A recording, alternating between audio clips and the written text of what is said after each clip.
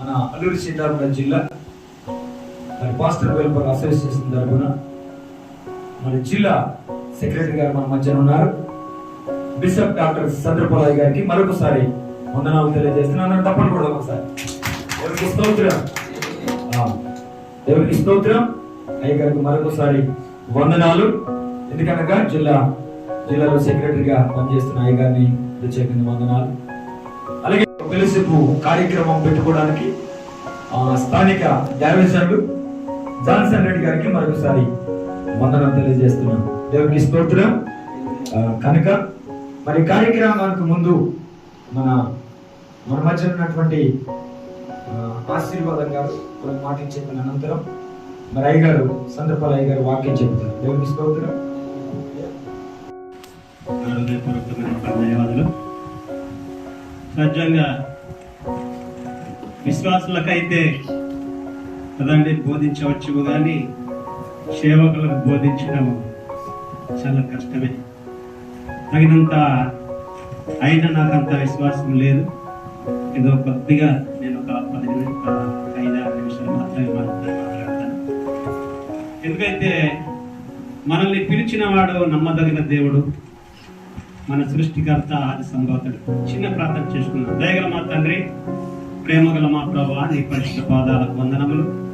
మిమ్మల్ని స్తుతిస్తున్నాను. ఎంతైనా నమ్మదగిన దేవా, గొప్పవాడ, మా మంచి రాజా, మీకే స్తుతులు.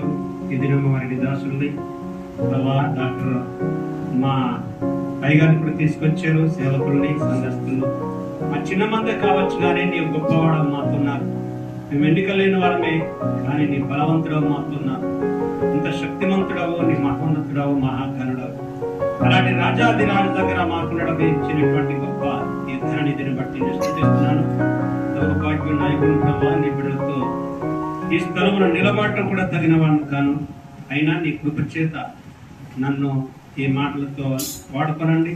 నన్ను లేపి నిలబెట్టి కృపలో భద్రపరచుమని క్రీస్తున్నామని వచ్చినాము తండ్రి.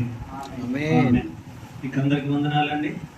దేవుడు ఇక్కడ మనము కొన్ని మాటలు ఒక్క మాట చెప్పుకొని నేను ప్రార్థన చేస్తాను. మరి అయ్యగారు గ్రీటింగ్ చేసి చెప్పమన్నారు. కానీ చూడండి, కీర్తనల గ్రంథంలో 78వ కీర్తన ఒక భాగం, చివరి భాగం చదువుకుందామండి. 78, 70 నుంచి 3 చరణాలు చదువుకుందాం. చదవండి. 70 వచ్చినమండి. 78 కీర్తనలు 78, 70 చివరి భాగం. కానీ 70 సార్.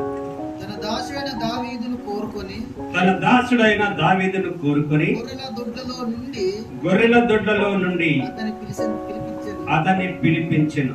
పాడి గొర్రెలను వెంబడించుట మానిపించి తన ప్రజలైన యాకోబును, తన స్వాస్థ్యమైన ఇశ్రాయేలును మేపుటకై ఆయన అతనిని రప్పించెను. అతడు యథార్థ హృదయుడై వారిని పాలించెను. కార్యములయందు నేర్పరియై వారిని నడిపించెను. ఈ సంగతి మనం అనేక మరియు చదువుకోవచ్చు, విన్నాం. ఇక్కడ దావీదు తన వృత్తి జీవితము ఎలాంటిదంటే మనకందరికి తెలుసు. ఆ గొర్రెల కాపరి, ఆ గొర్రెలను కాచినప్పుడు అతన్ని పిలుచుకున్నాయట. పాడి గొర్రెలు కదండి, మరి ఎన్నెన్ని ఉన్నాయో, 100ల మీద. కనుక తన వృత్తి గొర్రెల వృత్తి. అలాంటి స్థితి నుండి పిలిచినప్పుడు దేవుడు అతన్ని పిలిపించినప్పుడు గొర్రెల దొడ్ల నుండి అతన్ని పిలిపించెను.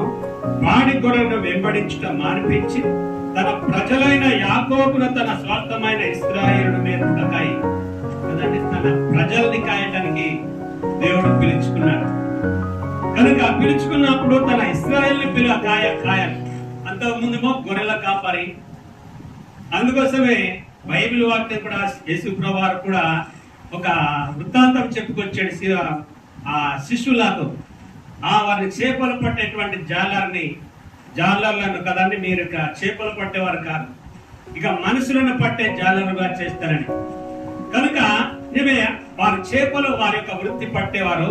ఆ జాలర్లు వారు పామరు, అయినా సరే కానీ దేవుడు పిలుచుకున్నప్పుడు వారు స్వతంత్రంగా వచ్చారు. ఇది ఉంది, అది ఉంది, నాకు ఈ పని ఉంది, వృత్తి అంది అనుకోలేదు కానీ ఏక మనసుతో వచ్చారు. అయితే ఇక్కడ కూడా దావీదు పిలిచినప్పుడు కదండి, దేని నుంచి వాడు ట్రాన్స్ఫర్ అయిపోయాడు, అంటే ప్రమోషన్ వచ్చింది అతనికి. ప్రమోషన్ వచ్చినప్పుడు అయ్యా నేను ఈ పని చేయలేదు, నా వల్ల కాదనలేదు కానీ కదండి, గొర్రెల్ని కాసేవాడు మనుషుల్ని కాయడం చాలా కష్టం. అంటే మనము మేపడం సులువే గాని కాయడం అనేటువంటిది చాలా కష్టం కదండి. ఒక కాపరికి తెలుసు కదండి, కాపరికి మేపడం సులువే కానీ కాయడం చాలా కష్టం. ఇవే నాకు చాలా జీవులు ఉన్నాయి, కొన్ని నాకు చాలా ఇష్టం మా జీవులు కాయటం. మేపడం సులువే గాని కాయడం చాలా కష్టం. కనుక ఇక్కడ ఈ గొర్రెల్ని కాసేటప్పుడు ఏ గొర్రెల దగ్గర తీసుకొచ్చాడు దావీదును? ఇశ్రాయేలు జనాంగాన్ని కాయాలి కనుక అవి చెల్లా చెదురున్నాయి. అంటే మందలో లేనటువంటి గొర్రెలు, ఆ గొర్రెలు కాదు కానీ ఇక్కడ మందలో కదండి చెదిరిపోయిన వారిని నేను పోగు చేస్తున్నాడు బైబిల్ వాక్యం. కనుక తన ప్రజలైన యాకోబును తన స్వాస్థమైన ఇశ్రాయేలును రేపుటకై ఆయన వారిని రప్పించెను. ఇలాంట మళ్ళీ అతడు యథార్థ హృదయుడై వారిని పాలించెను. కాపరిగా కలట యథార్థమైనటువంటి స్థితి. మేమే నిన్ను నన్ను మనల్ని కాపరులుగానే నియమించాడు.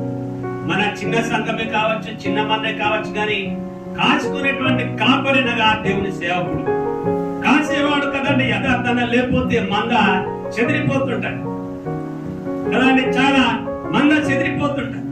కానీ కాపరి సరిగా ఉన్న కొన్ని గొర్రెలు తప్పుకుపోతుంటాయి. అది గొర్రెలకు ఉన్నటువంటి లక్షణం కూడా అలాంటిదే కొంత. కానీ తప్పుకునేటువంటి గొర్రెను తోలుకునే వచ్చే బాధ్యత ఒక కాపరి. కనుక అంతేకాదు కానీ ఈ కాపరి అతడు యథార్థ హృదయుడై వారిని పాలించెను, కార్యములు యందు నేర్పరయ్యాయి వారిని నడిపించెను కదండి. కాపరిలో అతడు సీనియర్ కనుక నేర్పరి కావాలి. మన భక్తి జీవితంలో కూడా మన కదండి సంఘం నడిపించే విషయం కూడా మనకు ఎంతో కదండి ఓర్పు కావాలి, నేర్పరి కావాలి. నేర్చుకున్నాం ఆ స్థలకు వెళ్ళిపోయి ఒకవేళ ట్రైనింగ్ కావచ్చు, సర్టిఫికెట్ సంపాదించుకోవచ్చు, కానీ కాసేటప్పటికి కొన్ని అడుగుడుకులు వస్తాయి. మనకు అడుగుడుకులు వచ్చినప్పుడు చాలా మంది కదండి ఈ కాచుకోలేక చెల్లా చెదిరిపోయినటువంటి కదండి ఒక్క కాపరి మిగిలిపోయేటువంటి వాళ్ళు కూడా ఉన్నారు. నాకు ఒకసారి మేము అంతకుముందు కదండి 2017లో నేను కూడా ఒక స్థలానికి ట్రైనింగ్కి వెళ్ళానండి. అక్కడ నేను 2 సంవత్సరాలంటే నెలల వారిగా వెళ్ళిపోయినప్పుడు అక్కడ నేను ట్రైనింగ్ అయినప్పుడు నాకు సర్టిఫికెట్ ఇచ్చారు. అక్కడ ఒక సేవకుడు అంటున్నాడు, అయ్యా నా పరిస్థితి ఇంకా పక్క ఉన్నటువంటి కాపరు వచ్చి మా మందలంతా తోలుకుపోయాడు, నేను ఒంటరి మిగిలిపోయాను, చాలా బాధపడుతున్నాడు. ఆయన చాలా పేదోడు కదండి, ఉన్నటువంటి కదండి నా పుట్ట పోసుకోవడం కూడా ఆధారం లేదండి కదండి. అయితే కాసుకోవడం చాలా కష్టం. మందలు కదండి ఇటు అట్లు వెళ్ళిపోతుంటాయి. ఆ మందలు కాసుకునేటువంటి స్థితి ఎవరికి కావాలి? చాలా అతను యథార్థ హృదయుడు. కనుక మన భక్తి జీవితంలో యథార్థత కావాలి. భక్తి జీవితంలోనే కాదు కానీ మన మాదిరి జీవితము, సేవకులైనటువంటి మనము, లేకపోతే బోధకులమైనటువంటి మనము కదండి, బోధించే వాళ్ళము లేకపోతే సేవ చేసే వాళ్ళమని చెప్పుకొని మనమే సరిగా లేకపోతే కదండి మన గొర్రెలు చెదిరిపోతాయి కదండి. మనము సరిగా లేకపోతే, కాపరి లేకపోతే గొర్రెలు ఎక్కడెక్కడికి పోతాయో తెలియదు. కనుక మనల్ని ఒక కాపరిగా పిలుచుకున్నాడు దేవుడు. కాపరిగా ఉన్నప్పుడు కదండి యథార్థవంతులుగా ఉండమంటున్నాడు కదండి. ఆయనే యథార్థంగా లేకపోతే గొర్రెలు లాగుంటాయి. ఒకసారి చిన్న నేను వృత్తాంతం చెప్పి ముగిస్తాను కదా. నేను చెప్పాలంటే చెప్తాను కానీ సేవకుడు ఉన్నారు మన సేవకుడు. అయితే ఒక ఈ గొర్రెల కాపరి వాటిని కాసుకునేటువంటి లక్షణం చాలా కదండి విలువగా కాసుకుంటాయి. అవి తప్పిపోతుంటాయి, జారిపడిపోతుంటాయి, లేకపోతే ఇక్కడికో లోయలకు పోతుంటాయి. అలాంటప్పుడు కూడా తోలుకొని వచ్చేటువంటి బాధ్యత కదండి కాపరి సరిగా లేకపోతండి, అవి చెల్లా చెదిరైపోతాయి. ఈ దినాల్లో కాపరి కాదు కానీ కాపరి గొర్రెల వెంట వెళుతుంటారు చాలా మంది కదండి. అంటే కొన్ని సంఘాల్లో నాకెవరో సేవకులు చెప్పారు ఎక్కడో కానీ, నాకు చాలా గుర్తు కదండి. మేము బోధకుల మాట వినది కాదండి, బోధకుడే మా మాట వినాలి కదండి. ఒక బోధకుడట ఆదివారము ఆయన బోధిస్తాడు, బోధించి మంచి ప్రసంగం చేస్తాడు. ఆయన ఏం చేస్తున్నాడంటే ఒక రోజు ఆదివారము కదండి పరాయి వారి కోడి వచ్చి ఇంటికి వచ్చిందట. దాన్ని గూడు కప్పేసి ఆయన చర్చికి వెళ్ళిపోయాడు. వాళ్ళిద్దరు భార్య భర్తలు ఉంటారు. వెళ్ళిపోయి అక్కడ ప్రసంగంలో బల్లబుద్ధి నీ పొరుగు వాడిని దేన్ని ఆశించకూడదు, దొంగ చేయకూడదు అని కదండి బోధించాడు. బోధించి నిజమే వచ్చేసాడు భార్య భర్తల ఇంటికి. పాస్టర్ గారు ఈ కోడి గూడు కప్పేసింది కదా, అది ఎవరితో? అప్పుడు ఈ పాస్టమ్మ గారు బోధ విన్నది. ఆ బోధ విని ఏం చేసిందంటే ఆ 5 గంటల ముందు వచ్చి ఆ కోడి తప్పు అది బోధించాడు కదా, నా గూడు ఎక్కేసి నా కోడి వెళ్ళిపోయింది. అప్పుడు ఈయన తర్వాత మరి అందరితో ప్రార్థన చేసి వచ్చి సేవకుడు కదండి ఆ ఇంటికాడ కషాయం తీసుకొని కత్తి నూరుతా ఉన్నాయట. అంటే అది సహాయం అనుకోండి కదా. అయితే ఈ గూడు దగ్గర చూస్తే కోడి లేదు. అప్పుడు అమ్మగారికి అడిగాయట, ఏంటి ఇక్కడ నేను కోడికి వచ్చి కొద్దామని చెప్తే నీవు ఇలా చేసావంటే కదండి మరి మీరు అలా బోధ అలా చేశారు కదా, పొరుగు వాడిని చేయకూడదు, దొంగతనం చేయకూడదు, అది మనది కాదు కదా అంటే అన్నాడట ఆయన కదండి. ఆ బోధ మనకు కాదు వాళ్ళకు, అది గొర్రెలకు కాదు. బోధ మనకు కాదు, అది వాళ్ళకు వర్తిస్తుంది. మనం ఏమన్నా చల్లటి బోధకులు కూడా ఉన్నాయి మరి కదండి.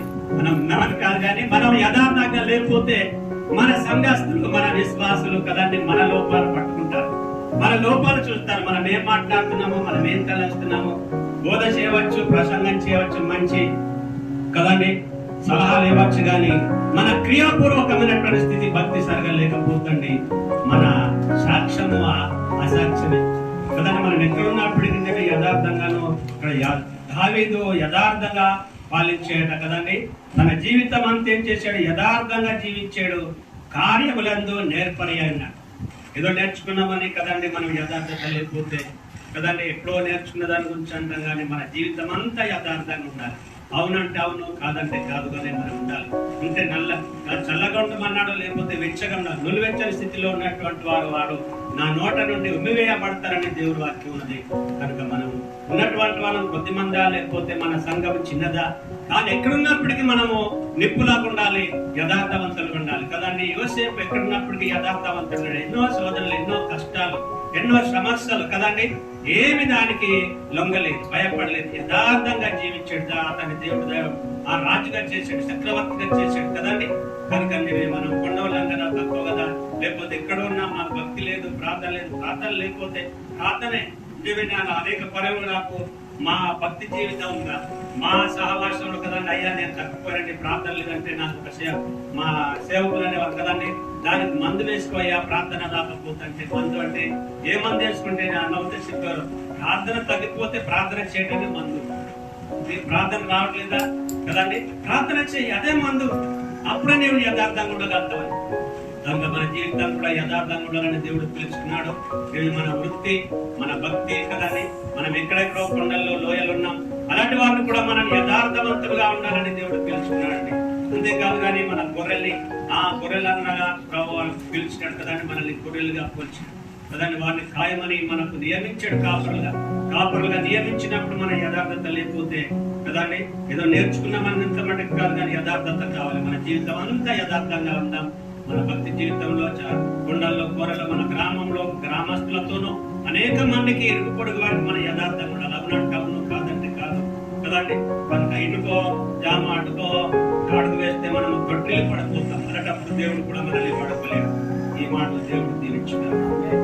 తెలియపరిచిన ప్రియులు ఆశీర్వాదం గారికి నా హృదయపూర్వకమైన వందనాలు తెలియపరుస్తున్నాను. సేవకులకు సరిపడగలిగిన మాటలు అవి చాలు. నిజంగా చెప్పుకోవాలంటే ఈ పూటకి ఆ మాటలు చాలు. చాలా అద్భుతమైన మాటలు తెలియపరిచారు. వారికి అలాగే వారి పాస్టమ్ గారికి కూడి వచ్చిన మీ అందరికీ కూడా నా హృదయపూర్వకమైన వందనాలు తెలియపరుస్తున్నాను. ప్రియమైన దైవజనులారా, మనల్ని దేవుడు పిలుచుకున్నాడు. మనము ఆయన వారము. ఆయన మనల్ని పిలుచుకున్నాడు గనుక ఆయన మనల్ని పిలుచుకున్నాడు అని మనం నిశ్చయత కలిగి ఉండగలిగితే ఆయన పిలుపును విని ఆయన చెప్పిన పని ఖచ్చితంగా మనము చెయ్యాలి. ఒకనొక సందర్భంలో ప్రభువు ఒక వ్యక్తిని రేపు నన్ను వెంబడించు అని అడిగిన సందర్భం ఉంటుంది నిబంధనలో, అంటే క్రొత్త నిబంధనలో. నీవు నన్ను వెంబడించు అన్నప్పుడు వాడు అంటూ ఉంటాడు, అయ్యా నేను నిన్ను వెంబడించాలనుకుంటున్నాను కానీ ఇంటి దగ్గర నా తండ్రి చనిపోయి ఉన్నాడు కనుక నా తండ్రిని పాతిపెట్టి వస్తానంటే ప్రభు అన్నాడు, మృతుడును పాతిపెట్టి ఉంటాడు, నువ్వు వచ్చి నన్ను వెంబడించు. అంటే పిలుపు ఉన్నది, పిలిచిన వాడు గొప్పవాడు, కానీ పిలుపు విన్నవాడు ఆ పిలుపును అలక్ష్యం చేశాడు, అంటే పిలుపును గ్రహించలేదు కనుక అతని సాఫ్ట్వేర్ అక్కడితో క్లోజ్ అయింది. తర్వాత మరొకరు నేను వచ్చి నన్ను వెంబడించు అంటే వాడంటుంటాడు, నేను ఇప్పుడే ఎద్దులను కొనుక్కున్నాను కనుక నా ఎద్దులను నేను చూసుకోవడానికి వెళ్తూ ఉన్నాను. అంటే అతను కూడా పిలుపును అతను కూడా విన్నాడు కానీ పిలిచిన వాడు ఎవడో గ్రహించలేక నాకు పని ఉంది లేకపోతే నాకు ఇంకోటి ఉందని ఆ పిలుపును నిర్లక్ష్యం చేశాడు కనుక అతని సాకు కూడా అక్కడ క్లోజ్ అవుతుంది. తర్వాత మరొక వ్యక్తిని చూస్తే అతన్ని కూడా ప్రభు పిలిచినప్పుడు అతను అంటాడు, నాకు వివాహం అయింది, నేను వెళ్ళి నా భార్యతో సంతోషించాలి అని నానా రకాల సందర్భాలను మనం చూస్తాం. అంటే పిలుపు అనేక మందికి ఉంటున్నా, అనేక మందిని దేవుడు పిలుచుకున్నా, మనలో లోకంలో ఉన్న వారిని అనేక మందిని దేవుడు పిలుచుకున్నాడు. పిలుపు విని సేవలోకి వచ్చిన వారు ఎందరో ఉన్నారు, కానీ ఆ పిలుపును కాపాడుకుంటూ సేవలో నిలబడిన మనము. హల్లెలూయా. కనుక పిలుపును మనం కాపాడుకోగలిగితే ఆయన మనల్ని ఎప్పటికీ కూడా విడిచిపెట్టేవాడు కానీ కాదు. సియోను గారు నేను గత 2 వారాలుగా సీతానగరం అనే పట్టణము అలాగే కాకినాడ అనే పట్టణానికి దేవుని పిలుపు నిమిత్తం వారు ఎవరో మాకు తెలియదు, పెద్ద పెద్ద చర్చిలు నిజాన్ని చూస్తే అది అవుట్ ఆఫ్ కంట్రీలో ఉన్న చర్చిలాగా ఉంటూ ఉంటాయి. ఆ చర్చిలోకి వెళ్ళి వాక్యం చెప్పడానికి ప్రభు మా ఇద్దరికి కూడా అవకాశం ఇచ్చారు. వారు మాకు తెలియదు, మేము వారికి తెలియదు. ఎలా పరిచయం అయిందంటే దేవుడు పిలిచిన వారిని దేవుడు ఎలాగైనా వాడుకుంటాడు. దేవుడు పిలిచిన వారిని దేవుడు ఎలాగైనా వాడుకుంటాడు. అందుకే అపోస్తుడు అయిన పౌలు అంటాడు తిమోతితో, నీ పిలుపును నీ నిశ్చయతను చాలా జాగ్రత్తగా కాపాడుకోవాలి. దేవుని బిడ్డలారా, మన ఫెలోషిప్ లో రోజు రోజుకి ఎక్కువ అవ్వాల్సిన మన ఫెలోషిప్ కొన్ని సందర్భాన్ని బట్టి ఫెలోషిప్ అనేక మంది ఉన్నా పాల్గొనలేకపోతున్నారు. కారణం ఏంటంటే ఆ రోజే నాకు రబ్బర్ పాలు తీయాలని కొందరు, ఆ రోజే ఇల్లు స్లాబ్ వేయాలని కొందరు, ఆ రోజే ఇంకోటి అని నేను తెలియపరుస్తున్నాను. తాత్కాలికమైన వాటి మీద మనసు పెట్టుకోకూడదు. ఒకవేళ పనులన్నీ లేకపోతే దేవుని ఫెలోషిప్ కి రావడం కాదు. పని లేకుండా ఖాళీగా ఉన్నప్పుడు ఫెలోషిప్ కాదు. వాటినన్నీ ప్రక్కన పెట్టి అసలు మన పిలుపది, అసలు మనం ఉన్నవాళ్ళం అందుకని మన పనులు ప్రక్కన పెట్టి, అదిగో నాకు ఎక్కడో రాయబడింది, అదిగో నమ్మకమైన వారికి దేవుడు దీవెనలు మెండుగా కలుగు చేయును. మనం పిలిచినప్పుడు మనం ఎలాగ నమ్మకంగా ఉన్నాం, పిలిచినప్పుడు ఎంత నమ్మకంగా ఉన్నాం. ఈ రోజు కొంచెం సంఘం ఉన్నదని, ఈ రోజు కాస్త కూస్తో ఎక్స్పీరియన్స్ వచ్చిందని పిలుపులో క్వాలిటీ, ప్రార్థనలో క్వాలిటీ, భక్తిలో క్వాలిటీ తగ్గిపోయింది. నేను తెలియపరుస్తున్నాను ప్రియులారా, అలా ఉండడం వలన మన కళ్ళను మనమే పొడుచుకున్న వారితో సమానం అవుతూ ఉంటాం. ఈరోజు రకరకాల బోధలు బయలుదేరిని మీరు తెలివైన వాళ్ళు అనుకుంటే, నేను తెలివైన వాడిని అనుకుంటే, నిన్ను మించిన వాడు నన్ను మించిన వాడు మన తలలను తన్నేవారు రాబోతున్నారు. కనుక మనము పిలిచిన పిలుపును జాగ్రత్తగా కాపాడుకుంటూ దేవుని పాదాలు పట్టుకుని మనం ప్రార్థనాపూర్వకంగా, మన పిలుపు దేవుని సేవ.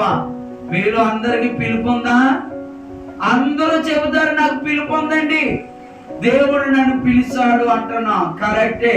మరి పిలుపు ఉన్నప్పుడు ఏ టైంలోనైనా నువ్వు దేవుని కొరకు పరిగెట్టాలి.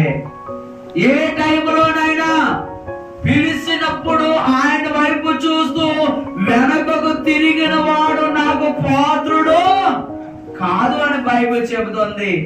ఈరోజు మన సంఘాలు వృద్ధిలో లేకుండా ఉండడానికి బహుశా పిలిచిన పిలుపును మర్చి వెనక్కి చూస్తున్నామేమో, మన పనులు చూస్తున్నామేమో, వ్యాపారం చూస్తున్నామేమో, కుటుంబాన్ని చూస్తున్నామేమో. దేవుని సేవకులారా, మనము దేవుని పిలుపును పిలిచిన ఆ పిలుపును గ్రహించి దేవుణ్ణి చూడగలిగితే దేవుడు మన పనులు చేసి పెడతాడండి. బైబిల్లో రాయబడింది, మొదట నా నీతిని నా రాజ్యాన్ని వెతుకో. మొదట నువ్వు నా పని చెయ్యి, నీవు నా పని చేస్తే నేను నీ పనిని చేస్తూ ఉంటాను. నిజంగా తెలియపరుస్తున్నా, ఈ రోజుల్లో తెల్లవారిది ఆదివారం అనేటప్పటికి శనివారం అప్పుడుకప్పుడు బైబిల్లో రిఫరెన్స్ తీసుకునే వాళ్ళు మనలో కొందరు ఉన్నారు. లేకపోతే యూట్యూబ్లోనో టీవీల్లోనో లేకపోతే ఇలాంటి చిన్న చిన్న ప్రసంగాల పుస్తకాల్లోనో వ్రాయబడిన ప్రసంగాలు చెప్పేసి వాళ్ళు అందరూ ఉన్నారు. దేవుని బిడ్డలారా, మన పంటను చూసి ఎరువు వేయాలి. అండ్ నారు ఉన్నప్పుడు ఒక ఎరువు వేయాలి, అండ్ అది కొంచెం పెరిగినప్పుడు ఒక ఎరువు వేయాలి. అది పంటకు వచ్చేటప్పుడు అంటే ఆ పంటను పండించే వ్యవసాయికులు మాత్రమే తెలుస్తుంది ఎప్పుడు ఏ ఎరువు వేయాలో. అలాగే దేవుని పాదాలు పట్టుకొని గంటలు గంటలు ప్రార్థన చేసి దేవుని పిలుపుని మీద ముందుకు వెళ్ళే వాడికి తెలుస్తుంది ఏ రోజు ఏ వాక్యం నా సంఘంలో నేను చెప్పాలి అని. మనము నోరు విప్పితే దేవుడే మాట్లాడుతుంటాడు. హల్లెలూయా. ప్రియులారా, నేను తెలియపరుస్తున్నాను, రాబోయే కాలంలో జనవరి నుండి ఒక ప్లాన్ చేద్దాం. జనవరి నుండి అంటే ఇది నవంబర్ నెల, జిల్లా సెక్రటరీగా అన్ని మండలాలకు కూడా వెళ్తాను.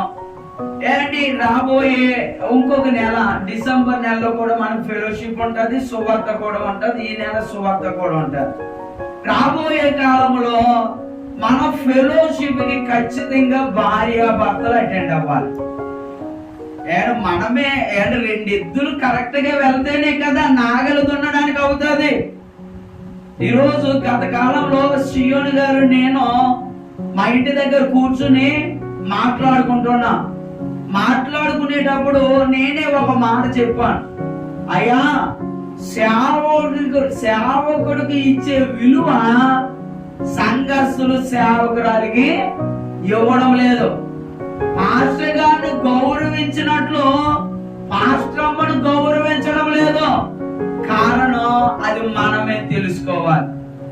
ఎందుకు మనల్ని గౌరవించిన అవిశ్వాసులు, మనల్ని ప్రేమించే అవిశ్వాసులు మన అంత ప్రయారిటీ మన భాగస్వామికి ఇవ్వలేకపోతున్నారు అంటే దాని లోపం ఎక్కడో లేదు, మనలోనే ఉంది. దాని లోపం ఏంటంటే మనము మన సేవకురాన్ని ప్రజెంటేషన్ చేయలేకపోతున్నాం. వారికి వీరికి అవకాశం ఇస్తున్నాం. మన సువార్తకు పాస్టర్ అమ్మ తీసుకెళ్ళలేకపోతున్నాం. గృహ దర్శనాలకు పాస్టర్ అమ్మ తీసుకెళ్ళలేకపోతున్నాం. ఆరాధనకు పాస్టర్ అమ్మకి అవకాశం ఇవ్వలేకపోతున్నాం.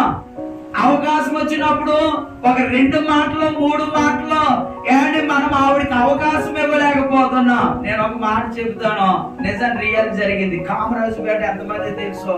కామరాజుపేటలో రోడ్డు పాయింట్లు ఉంటుంది, 1,80,00,000 పెట్టి కట్టారు బిలీవర్స్ వచ్చి. ఆ పాస్టర్ గారు ఇక్కడికి కూడా ఒకసారి వచ్చి ప్రసంగం చెప్పాడు, కాకివాడ కూడా తీసుకొచ్చాడు. మంచి ప్రసంగికుడు, యవనస్తుడు. వాక్యం చెబుతూ అలా పడిపోయి సరిపోయాడండి. వాక్యం చెబుతూ ముసలివాడు కాదు, పైగా తెలుసు కదా మీకు, ముసలివాడు కాదు. చెబుతూ జస్ట్ బాగోలేదని అలా కూర్చున్నావు అని అన్ని హాస్పిటల్ తీసుకెళ్లారు. రైన్బో హాస్పిటల్కి, అక్కడి నుంచి రాజమండ్రి తీసుకెళ్లారు. చనిపోవడం జరిగింది. నేటి దాదాపు 2 సంవత్సరాలు కావస్తుంది. సంఘము చెల్లా చెదురైపోయింది. అక్కడ కట్టబడిన సంఘం 1,80,00,000తో కట్టారు. మందిరం అయితే ఉంది కానీ ఇప్పుడు అంత విశ్వాసులు అక్కడ లేరు. సేవకుడు ప్రేమించిన వారు సేవకుడు లేనప్పుడు సేవకురాలను ఇంకా ఎక్కువ ప్రేమించాలి, కానీ ఆవిడ పెద్దగా ప్రేమించలేకపోతున్నారు. కారణం ఏంటంటారు తెలుసా? ఏంటి? మనము తరిపేదు ఆమెకు ఇవ్వలేకపోవడమే. కనుక దేవుని బిడ్డలారా, జాన్యువరి నుండి ఖచ్చితంగా వారం రోజుల ముందు 10 రోజుల ముందు చెప్పుకుంటున్నాం కనుక మన పాస్టర్ అమ్మలు ప్రతి వారు ఫెలోషిప్ లోకి రావాలి. ఏంటి? మీరు రాకపోతే ఎలాగ తీసుకురావాలో అనేది కూడా నేను తెలియపరుస్తాను. రాబోయే కాలంలో రోజులు బాగోలేదు. మీకు జాన్ మహేష్ చేత ఒక లెటర్ చదివిస్తూ ఉంటాను. పోలీస్ ఎస్ఐ దగ్గర నుండి వచ్చిన ఒక లెటర్ ఇప్పుడు ఇది అయిన తర్వాత చదివిస్తుంటాను. ఎంత అంటే, లోకం పిల్లి పాలు తాగితే అదే లోకం అనుకుంటుంది. అది కాదు లోకం. బయట లోకాన్ని చూడండి. విడివిడిగా ఉన్నట్లయితే శ్రమలు రాబోతున్నాయి. కనుక మీ పాస్టర్ గారికి ఆ సంఘం కొరకు తెలవాలి, మీ పాస్టర్ గారికి ఆ సేవకుడి కొరకు తెలవాలి. వాళ్ళకు వాళ్ళ కొరకు టైం వచ్చిందంటే మనమందరం ఒకటిలాగా నిలబడాలి. టైం వచ్చిందంటే మనమందరం కూడా, నేను తెలియపరుస్తున్నాను, దేవుడు నాకు ఇచ్చిన తెలివిని బట్టి, కొంతమంది పెద్ద యోగ్యులు నాకు పరిచయం బట్టి నేను ఏ విధంగా అయినా కాపాడుకోగలను, ఏ విధంగా మెయింటెనెన్స్ చేసుకోగలను. నేను తినేయడం, నేను పడుకోవడం అది గొప్ప కాదు. మనం ఒక మంచి మార్గంలో వెళ్తే రాబోయే కాలంలో అనేక మందిని ఆ మార్గంలో నడిపించాలి. నిన్నటి కాలంలో అర్జెంట్ మీటింగ్ ఒకటి ఏర్పాటు చేశారు. జాన్సన్ అయ్య గారికి అవకాశం లేకపోతే మా తమ్ముడు జాన్ మహేష్ ని, మన ప్రెసిడెంట్ గారు సియోని గారిని, ఆశీర్వాదం గారిని, ఇంకా కొంతమందిని పిలిచి ఒక మంచి ఆలోచన కలిగి, ఆ ఆలోచన ఏంటి తెలుసా? కేవలం ఎన్ని రోజులండి? 18 రోజుల్లో 18 రోజుల్లో బైబిల్ ట్రైనింగ్ ఇవ్వాలని ఆశిస్తున్నా.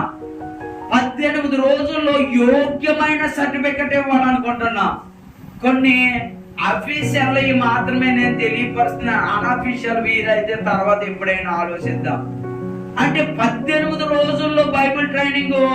నెలకు 3 క్లాసులు ఉంటాయి. 3 క్లాసులు నెలకు 3 రోజులు ఉంటారు. 3 రోజులు కూడా మనం ఏ స్థలంలో నిర్ణయిస్తామో, బహుశా రంపచోడవరం ఉండొచ్చు. 3 రోజులు అక్కడే ఉండాలి. 3 రోజులు భోజనాలు మనమే ఏర్పాటు చేస్తాం. 3 రోజులు వారికి కావలసినవన్నీ ఆతిథ్యాలు, టిఫిన్ కాడి నుంచి భోజనం పడుకునే వరకు మనమే. ఆ 3 రోజులు అయిన తర్వాత వాళ్ళకి రానుపోను ఛార్జీలు కూడా ఇస్తాం. అలాగా సంవత్సరంలో గట్టిగా అయితే ఒకసారి 2-3 సార్లు ఉంటది.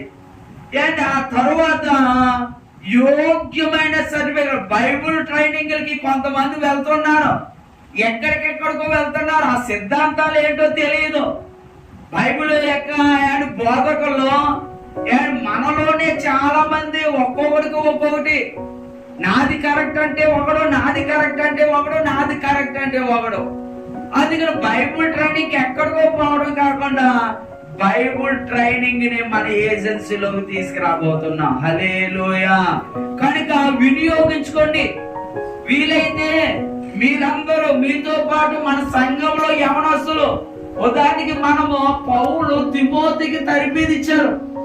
ఏం చేశాడండి? అన్ని రోజులు మనం పోగము, అన్ని రోజులు మనం ఎక్కడే ఉండవు. రేపు పొద్దున అనుకోకుండా ఎక్కడికి వెళ్ళాలి. భార్య భర్త, పాస్టర్ గారు సంఘం పాటలు పాడుకుని ప్రార్థన చేసి నెల్లిలాగా ఉండకూడదు. ఒకరికి మన సంఘంలో తరిపీదు నమ్మకమైన వాడిని చూడాలి, వాడిని తరబిదిచ్చేవాడిగా చేసి వాడి ద్వారా మిషన్ సెంటర్లు ఓపెన్ చేయించాలి, వాడి ద్వారా సువార్త చేయించాలి, కొన్ని సంఘాలు కట్టి వాడికి అప్పచెప్పి రాబోయే కాలంలో అతని మీద నువ్వు నాయకుడిగా ఉండాలి. హల్లెలూయా. కనుక రాబోయే కాలంలో అందరూ కూడా జనవరి నుండి మీకు పీకల మీద పనున్న ఆ రోజు ఫెలోషిప్ రాలేని అన్నారంటే నిజంగా మీలో భారం లేనట్టే. ఈ రోజు అయ్యగారికి చెప్పండి నేను రాలేనండి అని, అయితే అవును కదా రాలేనండి అన్న, కానీ ఆత్మ ఏమండి నన్ను గద్దెస్తుంది. ఏమంటే సియోన్ గారు కూడా అనుకుని ఉండొచ్చు బహుశా ఎలవన్నారు, కానీ ఆయన చెప్పిన పనిని బట్టి రాలేమో అనుకున్నారు. కానీ ఆత్మ గర్దిస్తుంది. లాస్ట్ మంత్ కూడా నాకు బాగోలేని కారణం చేత రాలేకపోయారు. ఈ నెల కూడా వెళ్ళకపోవడం వీలైతే ఆ పని కంటే ముందు దేవుని పని చేస్తే దేవుడు నా పని చేస్తాడండి అమ్మాను. హల్లెలూయా. మా పాస్టర్ అన్నారు పలానా దిక్కి వెళ్తాను అన్నావు కదా, పలానా దిక్కి వీలైతే రేపు వెళ్తాను, లేకపోతే ఇంకోసారి చూస్తాను. ముందు మనం దేవుడు పెడితే దేవుడు మార్గాలను సరళం చేస్తాడు. అందుకని జనవరి నుండి ఖచ్చితంగా మనం ఒకటి ఫాలో అవుదాం. జనవరి నుండి ఖచ్చితంగా ఒకటి ఫాలో అవుదాం. నేను మెసేజ్ చెప్పడం లేదు, కానీ మెసేజ్ లో ఎగ్జాంపుల్ చెప్తున్నాను. ఆ ఒకటి ఏంటంటే మనం ఫెలోషిప్ కి భార్య భర్తలుగా వద్దాం, ఫెలోషిప్ కి భార్య భర్తలుగా వద్దాం. అలాగే సువార్తకి కూడా భార్య భర్తలుగానే వెళ్దాం. అంటే భార్య భర్త వస్తే భర్తకు 100 భార్యకు 100 ఇందులో ఉండదు. ఫెలోషిప్ లో ఒకే 100 రూపాయలతో మనము ఫెలోషిప్ లో ఉంటాం, కానీ సువార్త అనేది బయటికి వెళ్తాం. కనుక ఆ విషయంలో మనం నిర్ణయం తీసుకుందాం. కనుక మీరు రాబోయే కాలంలో మన చిన్న మందని ఏం చేసుకోవాలండి, పెద్దదిగా చేసుకోవాలి. మీకు తెలుసో తెలియదు కానీ ఒక మంచి నాయకత్వంలో మనం ఉన్నాము. నమ్మిన వారు సప్పట్లు కొట్టి ప్రభువును స్తుతించండి. ఎంత మంచి నాయకత్వంలో ఉన్నామో. పెద్ద పెద్దోళ్ళు కూడా రాబోయే కాలంలో మీ దగ్గరకు వచ్చి అయ్యా కొద్దిగా సియోని గారికి ఒక మాట చెప్పండి, మీరు చెప్తే వింటారు. అయ్యా చంద్రబాబు గారికి ఒక మాట చెప్పండి, మీరు చెప్తే వింటారు అనే టైము రాబోతుంది. దేవుడు మనల్ని గనులుగా చేయబోతున్నాడు, దేవుడు మనల్ని హెచ్చించబోతున్నాడు. ఎందుకంటే మన సేవలో మన ఫెలోషిప్ లో రాజకీయాలు లేవు, ఒకరిని దూషించే విధానం లేదు. అసలు మనము వస్తాము, ప్రార్థన చేసుకుంటాము, బైబిల్ చదువుతాం, ఆరాధన చేస్తాం, వాక్యం చదువుకొని చక్కగా భోజనాలు చేసి వెళ్దాం. కానీ ఈ రోజు వరకు ఎప్పుడు ఒక వ్యక్తి కొరకు మనం ఎక్కడ మాట్లాడలేదు. ఏ ఫెలోషిప్ లో ఇలాగుంటదండి, వాడి మీద వీడు, వీడి మీద వాడు, ఆ ఫెలోషిప్ మీద వాడు, ఈ ఫెలోషిప్ మీద ఇదే సరిపోతుంది. అందుకనే సేవకుల్లో కూడా భయం లేని సేవకులు పుట్టుకొస్తూ ఉన్నారండి. నేను నిజంగా సియోని గారిని నేను ఈ మధ్యకాలంలో బాగా అబ్జర్వ్ చేస్తున్నాను. అండ్ వారు నేను కాకినాడ వెళ్ళాం. వారు మొదటి మెసేజ్ ఎక్కడికి వెళ్ళినా ప్రార్థన అయినా ప్రసంగం అయినా మెయిన్ అయ్యగారు మిమ్మల్ని పిలిచామంటే లేదు లేదు ఆయనకి ఇవ్వండి అంటున్నారు. ఆయన ప్రసంగం చెప్పారు, అయిపోయింది, కూర్చున్నారు. నేను కూడా ప్రసంగం చెప్తున్నాను, అయిపోయింది. ముగింపులో దేవుడు వీళ్ళందరి మీద నేను అభిషేకాన్ని అనుగ్రహించబోతున్నాను. చాలా మంది ఉన్నారు, అందరి మీద నా ఆత్మను కృమ్మరించబోతున్నాను అని ప్రభు నాతో మాట్లాడుతున్నాడు. నా బైబిల్లో సర్వసాధారణంగా గీతల ప్రసంగాలు, రాసుకునే ప్రసంగాలు ఉండవు. అయితే ప్రభు కృపను బట్టి అందరిని నిలబెట్టాను. అందరూ నిలబెట్టి ఇదిగో మీరందరూ కూడా దేవుని ఆత్మ ఈ రోజు ఎన్నో మిమిక్రీలు చూస్తున్నా. మనను బట్టి దేవుడి నామానికి అవమానమో అవుతుంది. రోజా ఎవరు అంటున్నాడు, ఆ పేరు ఎవడో అక్కడ ఉంటాడు. లేకపోతే ఫలానా ఎవరు రా అంటున్నాడు. కిడ్నీలో రాళ్ళు రాలిపోతాయి. ఏమైనా రాళ్ళ రాలిపోవడానికి, ఏమైనా కాయల రాలిపోవడానికి. అబద్ధం ఎప్పటికైనా దేవుడు లెక్క అడుగుతాడో డొక్కలు తీర్చే వరకు కొడుతూ ఉంటాడు. దేవుని సేవలో నువ్వు ఎంత దేవుడు వాడుకుంటాడో అలాగే ఉండాలి. చిన్నవాడుగా ఉన్నావా అలాగే ఉండవు. దేవుడు నిన్ను హెచ్చిస్తాడు. ఆయన హెచ్చించే వరకు ఆయన బలమైన చేతుల క్రింద దేన మనసుతో కనిపెట్టు.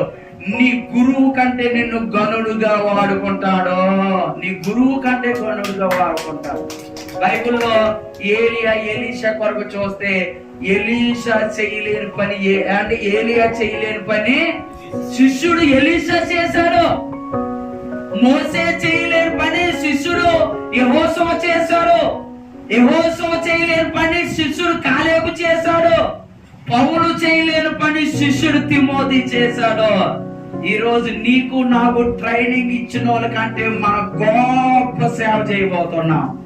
మన దేవుడు అభిషేకించాడు, కానీ మన దరిద్రం ఏంటో తెలుసా? అందరిని చూస్తున్నాం. ఏమండి చెప్పండి, నేను చెప్తే ఏం కూడా ఇంకా అసలు ఆ గ్రీటింగ్ చెప్పడానికి కూడా మన దరిద్రం ఏంటండి? చెప్పాలి అయ్యారు, చెప్పండి, నలుగురు 4 మాటలు చెప్పండి. మన దరిద్రం ఏంటి?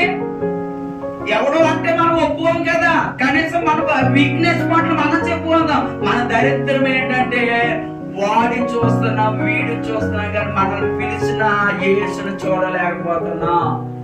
ఇర్మీయా గ్రంథం 2వ అధ్యాయం చూడొద్దు, కానీ 16వ మాటలు ఎలా ఉంటది? ఆయన నిన్ను మార్గంలో నడిపించుచుండగా నువ్వు అటు ఇటు చూడడం వలనే నీవు ఈ స్థితిలో ఉన్నావు అని రాయబడింది. ఎటు పిలిచినోడు అటుంటే నువ్వు అటు ఇటు ఎందుకు చూస్తున్నావు? నీ పిలుపుని ఏంటి? ఆ తమ్ముడు పాడుతూ ఉంటాడు, కృపానందం గారు, సేవకుడా నీ భాగ్యం ఎంత గొప్పది. నాకు ఆ పాట పాడుతుంటే ఏడుపు వస్తుందండి. గుండెలు బద్దలైనట్లు ఉంటుంటది. మన భాగ్యమో ఎవడికి లేని ధన్యత. ఈ రోజు అందరూ అయ్యగారు అమ్మగారు అంటున్నారంటే నీకంటే వత్తాదులు నీ ఊర్లో ఉన్నారు, నీకంటే యోగ్యులు, మాస్టర్లు, టీచర్స్, గొప్ప గొప్ప వాళ్ళు అందరూ ఉన్నారు. వాళ్ళందరూ నీకు దండం పెడుతున్నారంటే, మొన్న తల్లి గారు నా చర్చికి వచ్చారండి. పవర్ ఆఫ్ ఫెయిత్ అని ఒక మీటింగ్ జరిగింది. అయ్యారు 150 మంది అనుకుంటే 250 మంది వచ్చారు. అమ్మ అవునా? అసలు కూర్చోవడానికి, నిలబడడానికి చోట్లేదు. ఆ 250 మందిలో నాకు తెలిసిన వాళ్ళు 30 మంది కానీ 40 మంది కానీ ఎక్కడో కృష్ణా డిస్ట్రిక్ట్ నుండి వచ్చారు, గుంటూరు నుండి వచ్చారు, విజయవాడ నుండి వచ్చారు, హైదరాబాద్ నుండి వచ్చారు, పిఠాపురం, సామర్లకోట, భీమా. వాళ్ళు ఎవరో అంటే నేను ఎందుకు చెప్తున్నాను తెలుసా? ఆయన మనల్ని పిలిచినప్పుడు జనులను ఆయనే తోడుకుని వస్తాడు. నన్ను అడుగుము, జనులను నీకు స్వాచ్ఛముగాను బూదునంతమంత సొత్తిస్తానన్నాడు. కానీ మనం ఆయన అడగడం పోయి అటు చూసి ఇటు చూసి మన సేవను ఏమవుతుంది తెలుసా? సేవ నెరబారింది. ఏమంటారండి? నెర అయ్యింది. మేస్త్రి తెలుసు, మా జాన్సన్ గారు పని కూడా చేస్తాడు.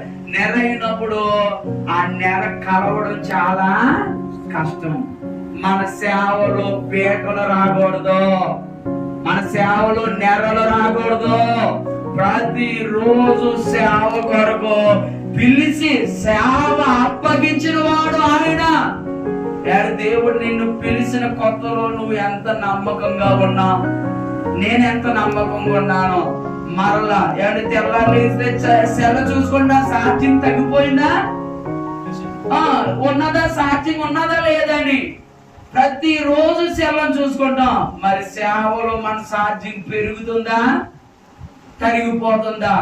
తరిగిపోతే మనం పెంచుకోవలసిన బాధ్యత మన మీద ఉంది.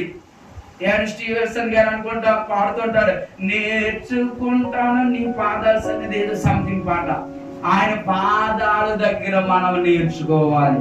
దేవుని బిడ్డలారా, నేను తెలియపరుస్తున్నాను. ఈ మాట ముగించడానికి ఒక్క రిఫరెన్స్ చూపిస్తాను.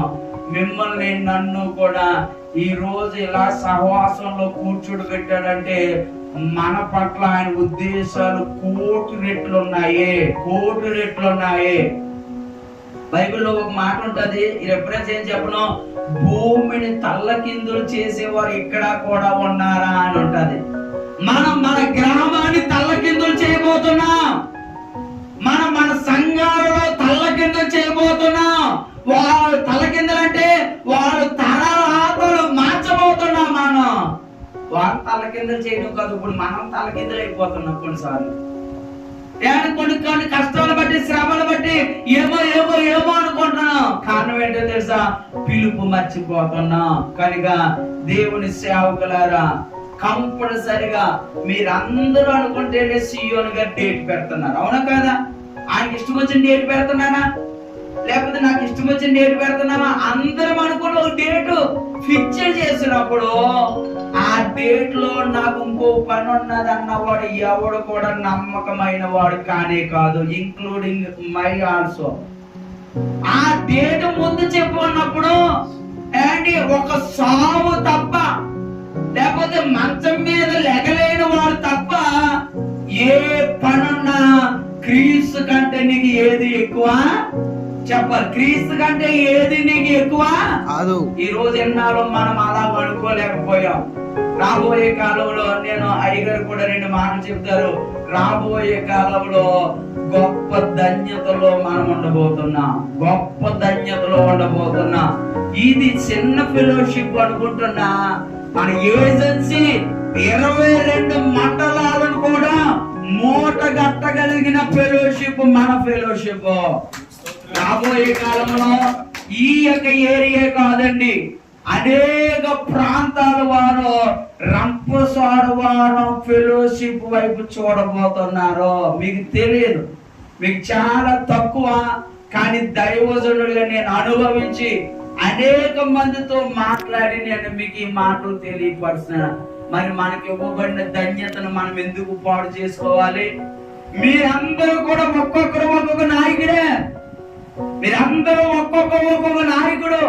రాబోయే కాలంలో మనము దేవుని యొక్క సేవను ఇంకా బహు విస్తారంగా చేయవలసిన బాధ్యత మన అందరి మీద ఉంది. అక్కయ్యలో ఒక మాట చెప్పేసి అయ్యగారికి నేను వాక్యం కాదు కానీ అక్కయ్యలో ఒక మాట, అక్కయ్య గ్రంథం 1వ అధ్యాయంలో ఒక మాట మీకు చూపించి ముగిస్తుంటారు. 2వ మాట ఎవరైనా చదువుతారు? అక్కయ్య గ్రంథం 1వ అధ్యాయం 2వ మాట. అయ్యగారు భోజనాలు ఎక్కడైనా సమయం ఇంకా రాలేదు, యెహోవా మందిరమును కట్టించుటకు సమయం ఇంకా రాలేదని ఈ జనులు చెప్పుచున్నారే. చాలండి. ఈ అధ్యాయము అగ్గాయి అనగా అర్థం ఏంటి? అగ్గాయి అంటే అర్థం ఏంటి చెప్పండి? మనం అందరం సేవకులమే కదా, మనలో మన అగ్గాయి అంటే ఏంటి అర్థం? అగ్గాయి అనగా పండుగ అని అర్థం. పండుగలో ఎంత సంతోషంగా ఉంటామో. రాబోయే కాలంలో మనకి క్రిస్మస్ రాబోతున్నాయి. క్రిస్మస్ అంటే ఎంత సంతోషమో, అంటే పండుగ, ఫెస్టివల్. అగ్గాయి అనే పేరుకు అర్థాలు ఉంటూ ఉన్నాయి. అగ్గాయి ఒక ప్రవక్త. హల్లెలూయా. అగ్గాయి ఎవరండి? ఒక ప్రవక్త. ఎందుకో ఆత్మదేవుడు చేత మాట్లాడుతున్నా. అగ్గాయి ఒక ప్రవక్త. బైబిల్లో ప్రవక్తలు 2 రకాలు. ఒకటి చిన్న ప్రవక్తలు, చెప్పాలి, ఒకటి చిన్న ప్రవక్తలు, రెండవది పెద్ద ప్రవక్తలు. సేమ్ అట్లా అదే విధంగా ప్రవక్తల్లో 2 రకాలు. ఒకడు అబద్ధ ప్రవక్త, రెండోది మంచి ప్రవక్త. హల్లెలూయా. ప్రతి దానికి బొమ్మ పొరుసు ఉన్నట్లే ప్రవక్తల్లో కూడా చాలా మందిని మనం చూడగలం. అగ్గాయి ఒక ప్రవక్త. ప్రవక్త అంటే దేవునికి మానవునికి మధ్య నిలబడే వ్యక్తి. హల్లెలూయా. ఆ లెక్కలో చూస్తే మనందరము కూడా ఒక్కొక్కరము ఒక్కొక్క ప్రవక్తలమే. సపర్లు కొట్టి ప్రభువును స్తుతించండి. మనమందరము కూడా ఒక్కొక్కరము ఒక్కొక్క ప్రవక్తలమే. అయితే బైబిల్లో చాలా మంది ప్రవక్తలు రోషం కలిగి ఉన్నారు.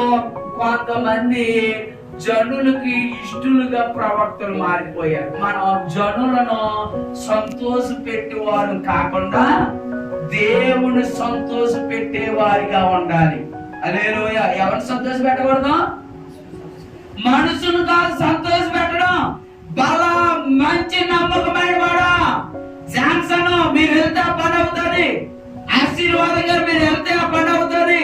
దేవుడు పాలో నువ్వు వెళ్తే ఆ పని అవుతుందని ఎవరు చెప్పాలి తెలుసా? దేవుడు చెప్పాలి. హల్లెలూయా. ప్రియరా, ప్రవక్తలు మనకి ఇశ్రాయేలు చరిత్ర చూస్తే ఈ యొక్క అధ్యాయం మీకు బాగా అర్థం అవ్వాలంటే ఎజ్రా గ్రంథం 4వ అధ్యాయం, 5వ అధ్యాయం, 6వ అధ్యాయం బాగా చదివితే అర్థమవుతుంది. కానీ అవసరం లేదు. ఈ అధ్యాయం కొరకు తెలవాలంటే ఎజ్రా 4, 5, 6 అధ్యాయాలు చదివితే అగ్గాయి అంటే ఏంటో హగ్గయి జీవితం ఎలా ఉందో మనకు అర్థమవుతుంది. ఏదేమైనా హగ్గయి ప్రవక్త, హగ్గయి దేవునికి మానవునికి మధ్య ఉన్న వ్యక్తి. అయితే నేను తెలియపరుస్తున్నాను, ఇశ్రాయేల్ ప్రజలు మనకు తెలుసు, అలాగని యూదా ప్రజలు కూడా మనకు తెలుసు. ఇశ్రాయేలీలు ఎవరు, యూదులు ఎవరు చెప్పండి? ఇశ్రాయేల్ ఎవరు, యూదులు ఎవరు? ఒకసారి మీరు అందరూ అయ్యారు, జాన్సన్ రెడ్డి, ఏం పేరు, కరుణ్ రెడ్డి గారు. ఇశ్రాయేల్ ఎవరు, యూదులు ఎవరు? మరి మనం కొన్నిసార్లు పాయింట్లు కూడా మాట్లాడుకోవాలి. ఇశ్రాయేల్ ఎవరు, యూదులు ఎవరు? ఇశ్రాయేల్ ఏమో సూర్ల వాడవాళ్ళు, యూదులేమో రాకవాడవాళ్ళ? ఎవరండి? ఎవరు ఇశ్రాయేల్ ఎవరు, యూదులు ఎవరు?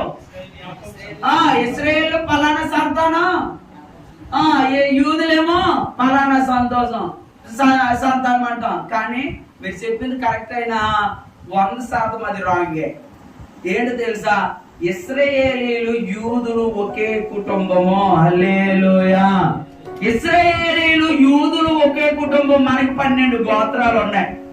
12 గోత్రాల్లో కొన్ని కాలక్రమేణి గొడవలు జరిగినాయి. మీకు లోతు తమ్ముడు, లోతు యొక్క సోదరుడు అబ్రహాముకి కూడా మధ్యలో గొడవలు జరిగినాయి. అలాగా ఇశ్రాయేలీల్లో వారికే గొడవలు జరిగినాయి. ఈ రోజు మనకి కూడా ఒక్కొక్కరికి ఒక్కొక్క గొడవలు, ఆ సంఘం మీద ఈ సంఘం, ఈ సంఘం మీద ఆ సంఘం, ఎలా గొడవలు జరుగుతున్నాయో. దరిద్రం ఏంటి తెలుసా? ఏ సంఘాన్నైనా ఎవరైనా హింసించి ఏదైనా చేస్తుంటే మనం వెళ్ళి నిలవబడాలి. కానీ మనం ఏమన్నా తెలుసా? నాకు తెలుసు దేవుడు వాడికి స్పాట్ పెట్టాడు అంటాం. ఒక హిందూ గుడిని కూడగొట్టవానండి, లేకపోతే ఒక హిందూ యొక్క మసీదు దగ్గరికి వెళ్ళి ఏమైనా చేయవాలండి. వాళ్ళు ఎక్కడెక్కడెక్కడో ఒక కాసాయి వస్త్రం కట్టుకుని ఒక జెండా పట్టేసుకుని అంత ఐక్యతగా వచ్చేసి ర్యాలీలు, శాంతి ర్యాలీలో గవర్నమెంట్ కూడా దండం పెడుతుంది. కానీ మనల్ని కొట్టినా అడిగేవాడు లేడు, తిట్టినా అడిగేవాడు లేడు. కారణం ఏంటి తెలుసా? ఈ దరిద్రం ఆ బాల్యం నుండే మనకుంటుందని బైబిల్లో కూడా ఉంది. ఒకరికి ఒకరు చెప్పేవారిగా ఉన్నాం కానీ సహకరించుకునేవారుగా. ఇశ్రాయేలీలు యూదులు అంతా ఒకే సంతానం, కానీ క్రమేపీ నేను హిస్టరీ చెప్పడం లేదు, విడిపోయారు. 10 గోత్రాలు ఒకటిగాను, 2 గోత్రాలు ఒకటిగాను. అయితే విడిపోయిన తర్వాత ప్రవక్తలను దేవుడు ఎన్నుకున్నాడు. ప్రవక్తలు దేవుడు ఎన్నుకుని, ఇదిగో మీరు కలిసి లేకపోతే మీరు శరలోకి పోతారు, మీరు కలిసి ఉండకపోతే శ్రమలు వస్తాయి, మీరు కలిసి ఉండకపోతే ఏడుపు వస్తుంది అని ప్రవక్తల ద్వారా దేవుడు ప్రవశించాడు. అంటే శరక ముందు బబులోని శర అనేది మీకు తెలుసని నేను అనుకుంటాను. బబులోని శర అన్నాలో 1 రోజు కాదు, 2 రోజులు కాదు, 70 సంవత్సరాలు బబులోని శర. కానీ శరక ముందు ప్రమాదం రాబోతుందని ప్రవక్తలు చెప్పారు. అయితే ప్రమాదం వచ్చింది, శరలోకి వేసేశారు. ఆ శరలో కూడా దేవుడు ప్రవక్తలను పుట్టించాడు. ఎంత గొప్ప దేవుడైన మన దేవుడు. శ్రమ రాబోతుందని చెప్పాడు, వినలేదు. వినకపోయినా ఆ శ్రమలో కూడా, ఆ శరలో కూడా దేవుడు ప్రవక్తలను పుట్టించాడు. ఆ శరలో కూడా దేవుడు ప్రవక్తలను పుట్టించి ఏమంటాడు తెలుసా? ఇదిగో మనల్ని దేవుడు విడుదల చేయబోతున్నాడు, మనకు మరలా స్వేచ్ఛ స్వతంత్రం ఇవ్వబోతున్నాడు. సిద్ధపడండి అన్నప్పుడు అందులో అదే గాని జరిగితే ఇక మీదట మా బలము, మా ధనము, మా ఆరోగ్యం, మా ఇల్లు, మా పొలం కాదు, మేము శరలో నుండి బయటకు వస్తే సస్తే దేవుడు, బ్రతికితే దేవుడు అన్నారు. హల్లెలూయా. సస్తే దేవుడు, బ్రతికితే దేవుడు అన్నాడు. ప్రవక్త చెప్పినట్టు శరలోకి వెళ్ళారు, మరలా ప్రవక్త చెప్పినట్లు శరలో నుండి బయటకు వచ్చారు. ఇక్కడ ఈ హగ్గయి శరలో నుండి బయటకు వచ్చినప్పుడు పుట్టిన వ్యక్తి హగ్గయి. ఇతను చిన్న ప్రవక్త అంటూ ఉంటాం. శరలో నుండి బయటకు వచ్చినప్పుడు శరలో ఏమన్నారు? బ్రతికితే దేవుడు, సస్తే దేవుడు అన్నారు. శరలో నుండి వచ్చిన తర్వాత వారి వే ఆఫ్ స్టైల్ అంతా మారిపోయింది, వారి యొక్క వే ఆఫ్ విధానం అంతా మారిపోయింది. మేము బ్రతికితే దేవుడు, సస్తే దేవుడు అని చెప్పిన వీరు బయటకు వచ్చిన తర్వాత ఏం చేస్తున్నారు తెలుసా? సమయం ఇంకా రాలేదు, దేనికి? ఇంకా టైం ఉంది. సువార్త చేయడానికి ఇంకా టైం ఉంది. మందిరాలు కట్టడానికి ఇంకా టైం ఉంది. ప్రార్థనలు వెళ్ళడానికి ఇంకా టైం ఉంది. అనేక మంది రక్షించడానికి ఇంకా టైం ఉందని ఆయన దేవుడు సమయాన్ని నిర్లక్ష్యం చేసి ఏం చేస్తున్నారు తెలుసా? వారు ఇల్లు కట్టుకుంటున్నారు. లోతు కాలంలో మీరు చూస్తే అర్థమవుతుంది.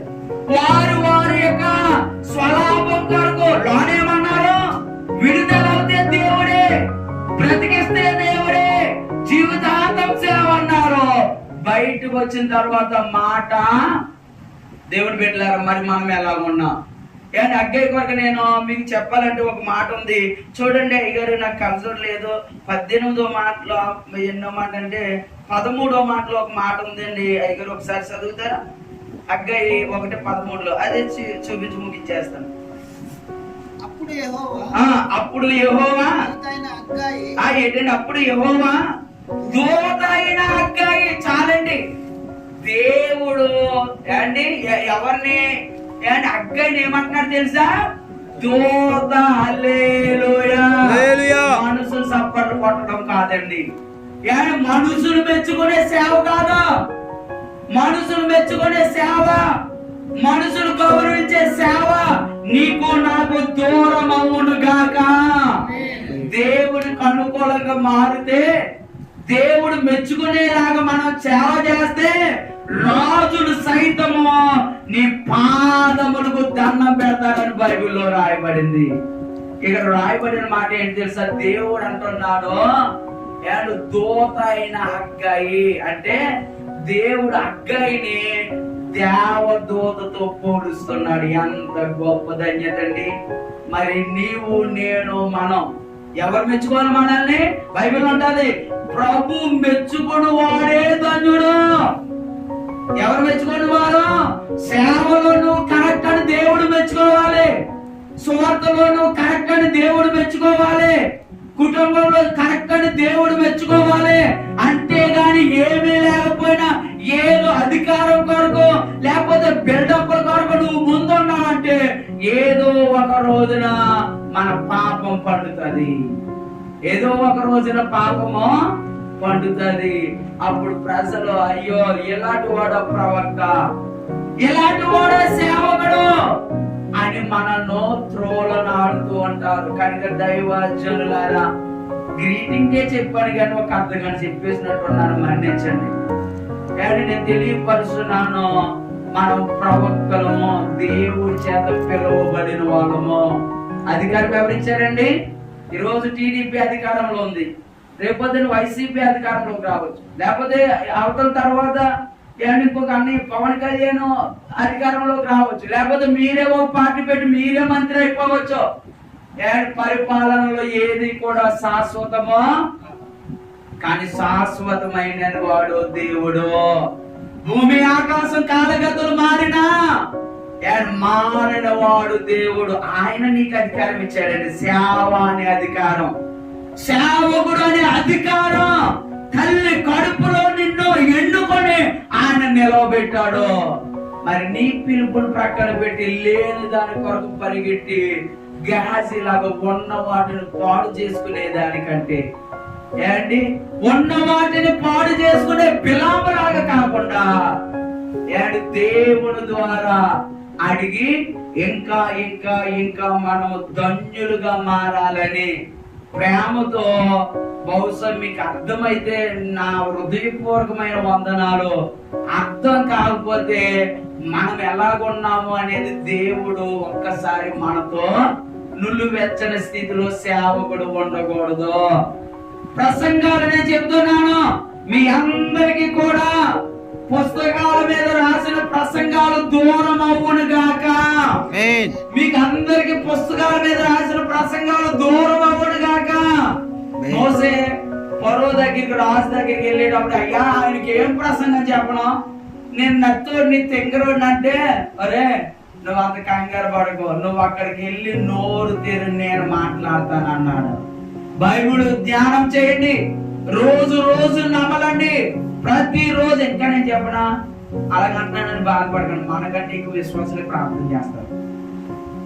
మనకంటే ఎక్కువ విశ్వాసులే భక్తి పరులుగా ఉంటారు. ఇందాక పాస్టర్ గారు చెప్పారు కదా, చెప్పడం వరకేనంట మనం, చేయడము కనుక ఈ రోజు నుండి మనం అలా కాదు, చెప్పడం కాదు, చేసే దైవజనులుగా మనం ముందుగాక.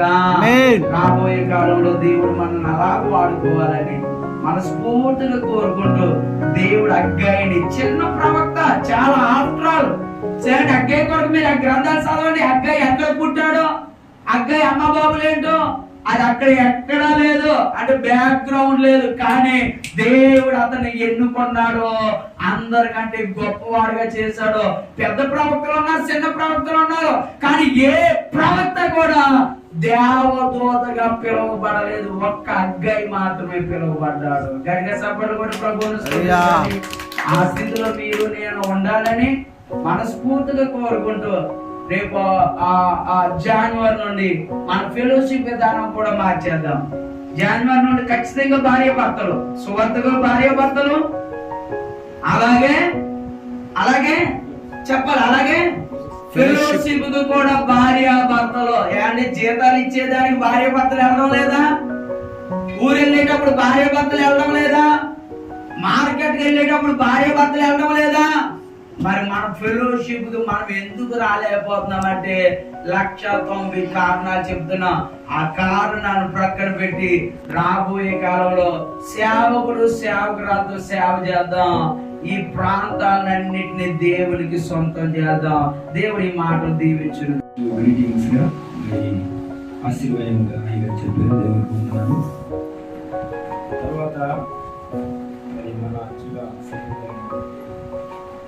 డాక్టర్ బిషప్ సందర్భాలు గారు చెప్పారు. వాక్యమే ఇంకా నేను చెప్పేది ఏమీ లేదు. దేవునికి స్తోత్రం. ఎందుకంటే టైము చాలా విలువైంది కనుక ఆ టైంను మనం ఖచ్చితంగా ఫాలో అవ్వాలి.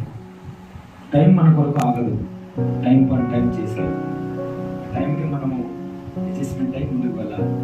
మొదటగా మొదటి వర్తమానం అనాలి, ఆశీర్వాదం చెప్పండి. దేవునికి స్తోత్రం. రెండో వర్తమానం కూడా మరి మన మధ్యలో ఉన్న సందర్భాలు అయ్యారు. నేను చెప్పేది ఏం లేదు. దేవునికి స్తోత్రం. హల్లెలూయా. ఆ టైం మనం ముందుకు వెళ్దాం. కానీ ఒక మాట చెప్పాలని ఆశపడుతున్నాను. ఈ వాక్యమే కాదు, ఈరోజు ప్రపంచంలో ప్రతి ఒక్కరికి ఆధార్ కార్డు ఉన్నారు. ఇందులో